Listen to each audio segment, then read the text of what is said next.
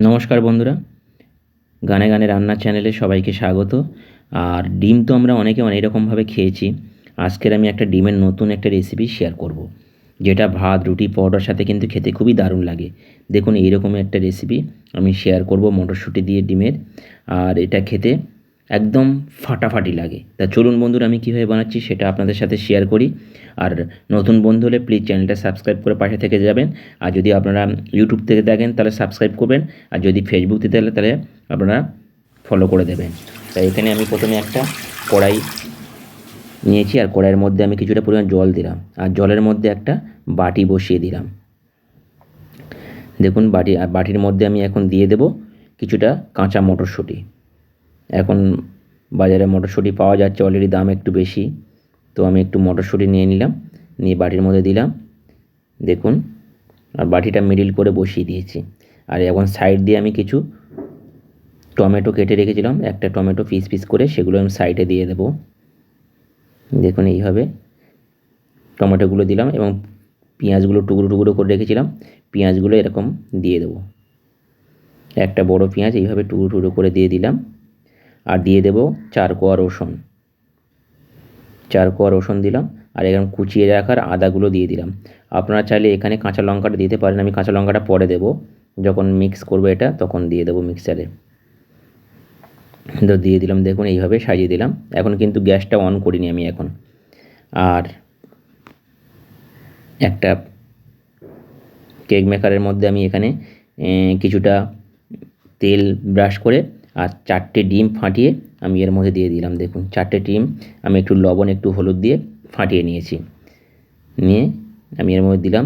দিয়ে এখন এটা ঢাকা দিয়ে আমি বেশ অন্তত 20 মিনিটের মতন এটা লো টু মিডিয়াম আছে এটা ফুটতে দেবো। আর ততক্ষণে এদিকে একটা মশলা রেডি করছি।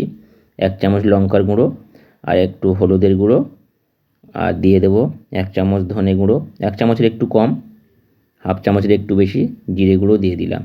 দিয়ে এটা জল দিয়ে আমি একটু একটা পেস্ট বানিয়ে নিলাম। মশলাটা একদম রেডি করে নিচ্ছি এইভাবে। দেখুন, মশলাটা আমি কিন্তু এইভাবে ঘেঁটে নিলাম।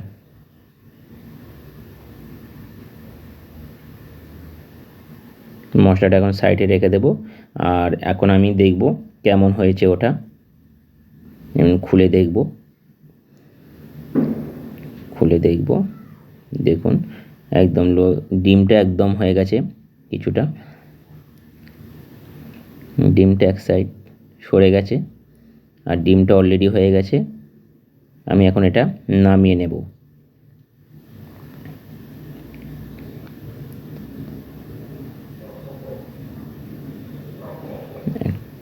এখন গরম আছে তো এটা নামিয়ে নিলাম। এইভাবে দেখুন একদম ডিমটা হয়ে গেছে, আর মটরশুঁটিগুলো সিদ্ধ হয়ে গেছে। আর মশলা দিয়ে এই মশলাগুলো জল দিয়ে ছেঁকে ছেঁকে মশলাগুলো আমি মিক্সচারের মধ্যে নিয়ে নেব, নিয়ে এটা একটা পেস্ট বানিয়ে নেব। বন্ধুরা, আপনারা এইভাবে একবার ডিম রান্না করে খেয়ে দেখবেন, কিন্তু খেতে খুবই দারুণ লাগে। এগুলো এখন মিক্সারের মধ্যে দিয়ে এর মধ্যে কয়েকটা কাঁচা লঙ্কা আমি দেবো। কাঁচা লঙ্কা এখানে দিইনি, তাই কাঁচা লঙ্কা এর মধ্যে দিয়ে আমি এটা পেস্ট করে নেব। আর এই জলটা আমি এখন ফেলে দেব। আর ততক্ষণে এইটা আমি পিস পিস করে পনিরের আকারে কেটে নেব ডিমটা। এক সাইড হয়ে গেছিলো তো, তাই এক সাইডটার মোটা হয়ে গেছে আর এক সাইড সরু হয়ে গেছে ডিমটা। তো আমি এইভাবে পিস পিস করে কেটে নিচ্ছি। দেখুন, পনিরের মতন করে কেটে নিচ্ছি এইভাবে, তাহলে দেখতেও ভালো লাগবে, কিছুটা পনিরের মতনও হয়ে যাবে। এইভাবে আমি কেটে নেব। কিন্তু যদি আপনারা চান তো আরও বেশি করে ডিম দেবেন, তাহলে আরও ভালো হবে।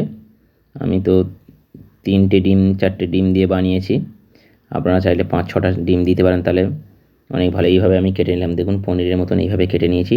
আর অলরেডি এখানে কড়া বসিয়ে দিয়েছি। কড়াতে দিয়ে দেবো এখন পরিমাণ মতন তেল। বেশি তেল দিচ্ছি না, আমি অল্প তেলেই রান্না করব, তেল কিন্তু বেশি খাওয়া ভালো না। আর দিয়ে দেবো একটু 5 ফোড়ন, তেল গরম হয়ে গেছে। আর দিয়ে দেবো একটা তেজপাতা। আমি কিন্তু ফোড়নে এখানে গরম মশলা ইউজ করছি না, আমি 5 ফোড়ন ইউজ করছি। আর পেস্ট করে রাখা মশলাটা আমি এখানে দিয়ে দিলাম। যে মশলাটা আমি পেস্ট করেছিলাম সেই মশলাটা দিয়ে ভালো করে আমি ফ্রাই করতে থাকবো। এটা যতক্ষণ না মশলা দিয়ে তেল ছাড়ছে ততক্ষণ আমি কিন্তু ফ্রাই করব।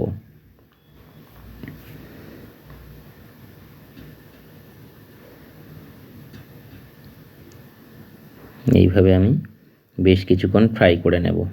দেখুন অলরেডি মশলা থেকে তেল ছাড়া শুরু করেছে। আর আমি এখন দিয়ে দেব যে মশলাটা গুলে রেখেছিলাম জল দিয়ে, সেই মশলাটা দিয়ে দিলাম। দিয়ে আবারও কিছুক্ষণ আমি কিন্তু এই মশলাটা নাড়তে থাকবো। মশলা যত কষাবেন তত কিন্তু খেতে কিন্তু ভালো লাগে, যে কোনো তরকারি বলুন, মাছ মাংস যে কোনো তরকারি। তাহলে তা বলে কিন্তু একদম বেশি কালো করে কষিয়ে তো লাভ নেই। এখন আমি মটরশুঁটিগুলো দিয়ে দিলাম এর মধ্যে, দিয়ে মটরশুঁটিগুলো দিয়ে বেশ কিছুক্ষণ এইভাবে নাড়াচাড়া করে নেব। নাড়াচাড়া করার পরে আবারও আমি এখানে দিয়ে দেবো কেটে রাখা পিস পিস করে পনিরের মতন কেটে রাখা ডিমগুলো দিয়ে দিলাম।